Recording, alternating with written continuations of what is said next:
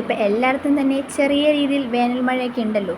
അതുകൊണ്ട് തോട്ടിലും പുഴയിലും കായലിലും ഒക്കെ വെള്ളം ഉണ്ടാവുമെന്ന് വിചാരിക്കുന്നു. പൊതുവേ വേനൽക്കാലത്ത് അത്ര വെള്ളമൊന്നും ഉണ്ടാവാറില്ലല്ലോ. പിന്നെ പുഴയൊക്കെ ഇങ്ങനെ നിറഞ്ഞൊഴുകി വെള്ളമൊക്കെ നിൽക്കുന്ന കണ്ടാലേ അതിനൊരു ഭംഗിയുള്ളൂ.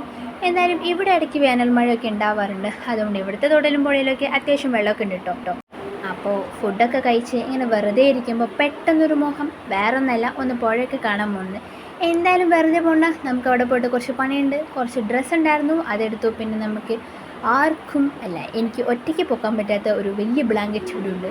അപ്പോൾ മഴയൊക്കെയല്ലേ വരാൻ പോകുന്നത്, വെറുതെ റിസ്ക് എടുക്കണ്ടല്ലോ, നമുക്കത് പുഴയെ കൊണ്ട് അലക്കാൻ നമ്മൾ തീരുമാനിച്ചു. അങ്ങനെ എല്ലാം ചാക്കിൽ കെട്ടി സെറ്റാക്കി വെച്ച് ഞങ്ങളിതാ പോവുകയാണ്.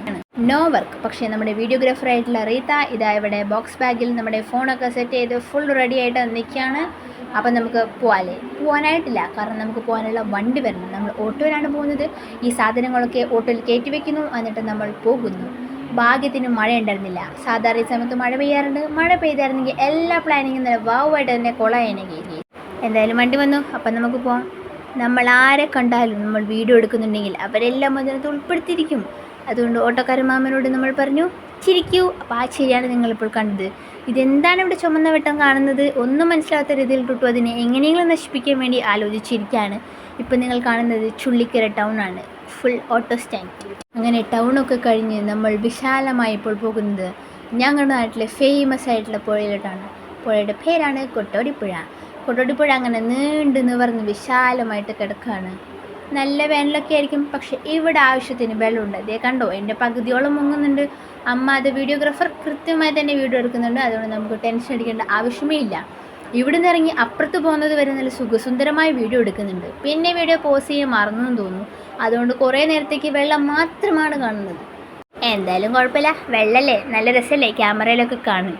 വെള്ളമൊക്കെ നല്ല വൃത്തി കാണുന്നുണ്ടെങ്കിലും വെള്ളത്തിലൂടെ പോകുന്ന മീനിനെ നമ്മൾ ക്യാമറയിൽ പിടിക്കാമെന്ന് വിചാരിക്കരുത്, അതങ്ങനെ കാണില്ല. പക്ഷേ അവിടെ കുറേ മീനുണ്ടായിരുന്നു കേട്ടോ, നല്ല രസമൊക്കെ ഉണ്ടായിരുന്നു കാണാൻ.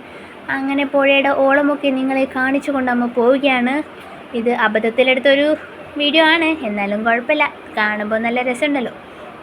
പിന്നെ ഒരു പുഴയൊക്കെ ഉണ്ടെങ്കിൽ അതൊക്കെ ഒരു ഭയങ്കര സംഭവം. കുറേ ആൾക്കാർ തുണി അലക്കുന്നു, കുറേ ആൾക്കാർ കുളിക്കുന്നു, കുറേ ആൾക്കാർ നീന്തുന്നു, കുറേ ആൾക്കാർ ഫോട്ടോ എടുക്കുന്നു. അങ്ങനെ പല പല പരിപാടീസും അതിൻ്റെ ഓരോ സ്ഥലത്തായി നടന്നുകൊണ്ടിരിക്കുന്നു. ഞാൻ വീണ്ടും കഷ്ടപ്പെട്ട് അപ്പുറത്ത് പോയിട്ട് ഒരു ബക്കറ്റും നിറച്ചുള്ള തുണി എടുത്തുകൊണ്ട് വരികയാണ്. ടുട്ടുമാൻ ഹായ്, നല്ല രസമുണ്ടല്ലോ വെള്ളത്തിൽ കളിക്കാനെന്ന് പറഞ്ഞു വാവായിട്ട് അവിടെ വെള്ളത്തിൽ കളിച്ചുകൊണ്ടിരിക്കുകയാണ്.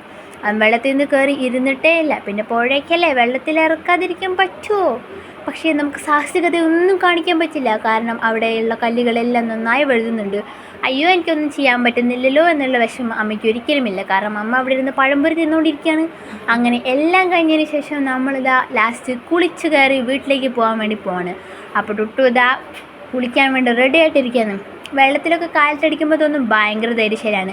തീരെ ധൈര്യമില്ല. വെള്ളത്തിലൊന്ന് ഇറക്കി നിർത്തിയാൽ മതി, അപ്പം തന്നെ അവൻ കരയാൻ തുടങ്ങും. സോ ഇഷ്ടമായില്ലേ? എന്തായാലും ലൈക്കാണ്. Love you and by.